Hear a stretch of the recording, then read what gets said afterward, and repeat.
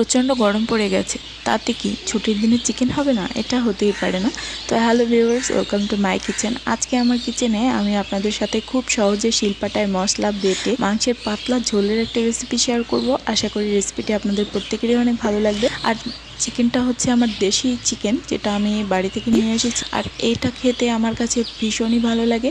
তো এখানে আমি চিকেনটাকে সুন্দরভাবে কেটে কুটে নিয়েছি। এবারে শিলপাটায় কিছু মশলা করে নিয়েছি যতটুকু করা সম্ভব। এবারে কড়াই গরম করে আমি এর মধ্যে দিয়ে দিচ্ছি সরিষার তেল। সরিষার তেলটা গরম হয়ে যেতেই এর মধ্যে দিয়ে দিচ্ছি 1 চিমটি মতো লবণ। এরপরে সামান্য একটু হলুদ দিয়ে দিচ্ছি, কারণ আমি আলুটাকে এবারে ভাজি করে নেব। আলুটাকে একদমই হালকা আছে একটুখানি নুন হলুদে ভাজি করে নিলে কিন্তু বেশ সুন্দর একটা কালার আসে। তো যাই হোক, এবারে আমি এখানে আলুটা দিয়ে দিলাম। আলুটা কিন্তু বেশ খানিকটা ছিল, কারণ আমি চিকেনের পাতলা ঝোল করব। আর পাতলা ঝোল করলে আমার ফ্যামিলিতে আলু খুব বেশি চলে, যে কারণে আলুটা একটু বেশি ছিল। আমি এখানে বড় সাইজের 3টা মতো আলু দিয়েছি। তো যাই হোক, এবারে আমি আলুটাকে খুব সুন্দরভাবে ভাজি করে নিচ্ছি। আপনারা চাইলে ভাজি না করেও দিতে পারেন, তবে কালারটা সুন্দর আসে বলে, আর আলুর টেস্টটাও কিন্তু বেশ ভালো হয়। বেশিক্ষণ ভাজি করার দরকার নেই, মিডিয়াম হাই হিটে জাস্ট 3-4 মিনিট মতো একটু ভাজি করে নিলেই হবে। তো আমার আলুটা কিন্তু মোটামুটি ভাজি করা হয়ে গিয়েছে। এ পর্যায়ে আমি আলুটাকে নামিয়ে নিব।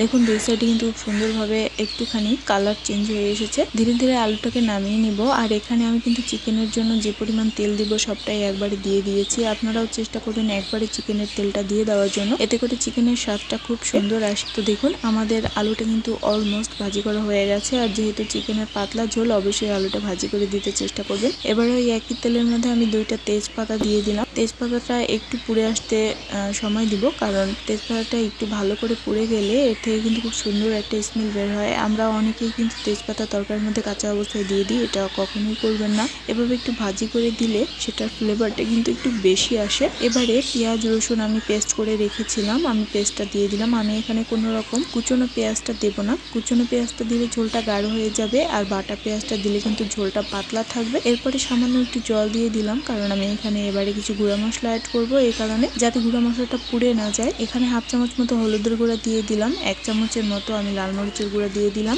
চিকেনটা অনেকটাই ছিল, এ কারণে সামান্য একটুখানি জিরের গুঁড়াও সাথে আমি অ্যাড করলাম। আমি পরে যেহেতু জিরের গুঁড়াটা আবার দেব, জিরে ধনিয়াটা, তো তারপরেও এখানে মশলা কষানোর সময় অবশ্যই একটু অ্যাড করবেন। এবারে পরিমাণ মতো লবণ দিয়ে দিলাম। পরিমাণ মতো বলতে আমি এখানে আধা কেজি চিকেনের জন্য বড় চামচের 1 চামচ মতো লবণ দিয়েছি। মশলা কষানো হয়ে গেলে এখানে আমি আরও কিছু লবণ যদি প্রয়োজন হয় তাহলে অবশ্যই দিয়ে দিব। এবারে মশলাটা থেকে তেল ছেড়ে এসেছে, দেখুন মোটামুটি 7-8 মিনিট আমি মশলাটাকে কষিয়ে নিয়েছি। দুর্ভাগ্যবশত এখানে আমার ক্যামেরাটা অন ছিল না, ক্যামেরাটা অফ হয়ে গিয়েছিল, আমি সেটা খেয়াল করিনি। এবারে মশলাটাকে খুব সুন্দরভাবে নেড়ে চেড়ে এর মধ্যে থেকে যখন এই তেলটা ছেড়ে আসবে, এ পর্যায়ে আমি এখানে চিকেনটা অ্যাড করব। তো আমি আপনাদেরকে একটু দেখিয়ে দিচ্ছি। দেখুন চিকেনের যে মশলাটা, ঝোল চিকেনের, এরকম মশলাটা কিন্তু একটুখানি তেল ছেড়ে এলে বা যখন মশলাটা হয়ে যাবে তখন খানিকটা এরকমই দেখাবে। ভাজা পেঁয়াজ দিলে কিন্তু এর থেকে একটু ভিন্ন রকম দেখায়। তো যাই হোক, এবার আমি চিকেনটা দিয়ে দিলাম। বাটা মশলা এভাবে চিকেনের ঝোল করে দেখবেন, অবশ্যই করে দেখবেন, এটা কিন্তু খেতে অসাধারণ হয়। এবারে মশলার সাথে চিকেন যাওয়ার পরে শুরু হবে শুধু নাড়ানাড়ি, কারণ এখানে দেশি চিকেনটা কষাতে কিন্তু বেশ খানিকটা সময় লাগবে। আমি খুব সুন্দরভাবে মশলাটার সাথে চিকেনটা মাখিয়ে নিয়েছি। এবারে ঢাকা দিয়ে বেশ খানিকক্ষণ এভাবে আমি কিন্তু কষিয়ে নিব। আর এটা একটু ধীরে করতে হবে, কারণ দেশি চিকেন এটা সেদ্ধ হতে বেশ খানিকটা সময় লাগে। মোটামুটি আধা ঘন্টা মতো আমি কষিয়ে নিব, মানে কষাতে কষাতে অলমোস্ট রান্না করে ফেলতে হবে। তো আমি এখানে বেশ কয়েকবার ঢাকনা আটকে কিন্তু চিকেনটাকে খুব সুন্দরভাবে কষিয়ে নিচ্ছি। আপনারাও এভাবে চিকেনটা কষিয়ে নেবেন, বিশেষ করে দেশি চিকেন হলে। দেখুন কষাতে কষাতে এক পর্যায়ে কিন্তু এটা থেকে তেলটা ছেড়ে দিয়েছে। আমাদের চিকেনটা অলমোস্ট কষানো হয়ে গিয়েছে। তো তারপরেও আমি আরও প্রায় 2-3 মিনিট মতো চুলার উপরে রেখেছিলাম, যাতে করে এর গায়ে যদি কোনো তেল থাকে তাহলে সেটা শুকিয়ে যায়। যারা আপনারা কষা মাংস পছন্দ করেন তারা এখনই কিন্তু খেয়ে নিতে পারেন। দেখুন খুব সুন্দরভাবে তেল ছেড়ে এসেছে, আমাদের চিকেনটাও কিন্তু অলমোস্ট সেদ্ধ হয়ে গেছে।